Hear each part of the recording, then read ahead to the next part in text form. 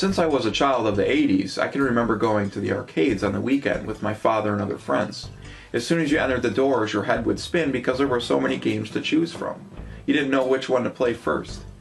Those memorable moments are some of the best memories I have. If you share the same love for video games, then I'm sure you can relate to this. Out of all the games there were to choose from in 1987, there was one game in the arcade that pushed the fighting genre into new heights. That would be Double Dragon. There was not one arcade that didn't have this title. Everywhere you looked, the Double Dragon arcade cabinet stood tall. Before Taito released this title, there was another side-scrolling fighter that was released the year before called Renegade. It's not remembered like Double Dragon, but the overall idea was the same. The graphics, gameplay, and music were not as good either. It was an okay game, but it was never Double Dragon.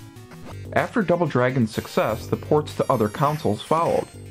Surely they were not as good as the arcade version, but being able to have it on the NES made my day. The NES version was published by Trade West, and I feel like they did a pretty good job porting this to the NES. Basically, all the characters were downsized from the original state in the arcades. That was the most noticeable thing about the port, other than the graphics not being as good. In terms of difficulty, the game is extremely difficult. In addition to the hard-to-beat abobos, they threw in sections where you had to jump across bridges and other platforms. In my opinion, they should have never put these elements into the game. You should never turn a side-scrolling fighter game into a platform jumping game. Think about how messed up Final Fight would be if you had to go jumping across all kinds of small platforms to get past a level. You just don't do that.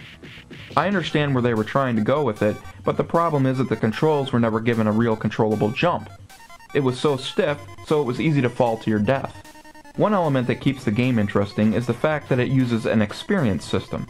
As you punch, kick, and headbutt your way through the gang, you gain experience points. This is displayed by the hearts that are underneath the player's health bar. Each heart you gain will give you a new ability. For instance, you will eventually learn the ability to jump kick, and later learn to grab the enemies by their hair and knee them in the face.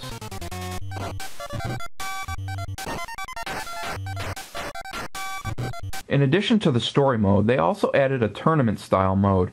They gave you the ability to select a variety of characters, which was cool, but the gameplay really did not work that well.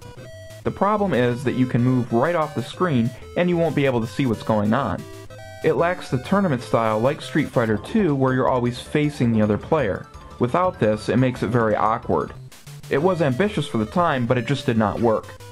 Now on to Double Dragon 2: The Revenge. This title happens to be my favorite of all three. This time the game was published by Acclaim Entertainment. They did an incredible job on this title. The graphics, sound, and controls were superior to the first one. The controls take some getting used to, but once you master them, they seem very fluid and easy to use. One noticeable difference from the first one is they removed the experience point system. You no longer have to gain experience to learn new fighting techniques. Right from the beginning you start with all your abilities, including a spinning attack that can be very useful when the enemies are getting the best of you. When I played this for the first time, I was hoping they got away from torturing the player with horrible platform jumping. Not a chance. Look at how cheap this part is here. I died because the screen was not far enough to the right to trigger the enemies on the left side.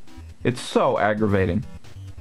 After I beat them silly, I got ready to cross the water and line myself up, but sure enough, I missed the stupid platform.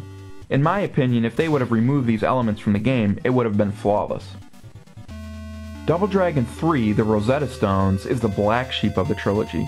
It is also the most difficult.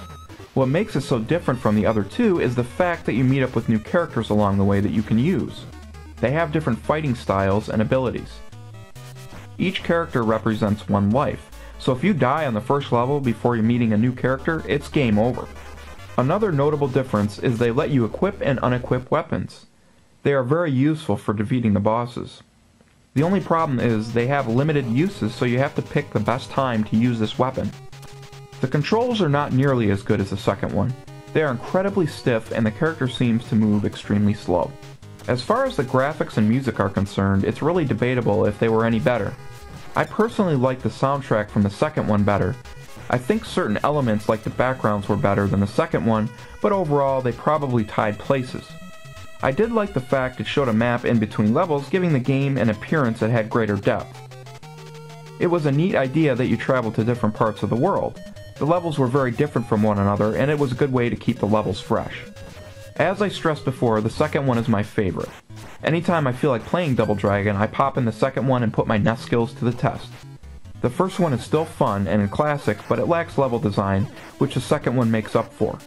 The third one is just too hard, and it brings back some bad memories. I try to leave that one on the shelf where it belongs.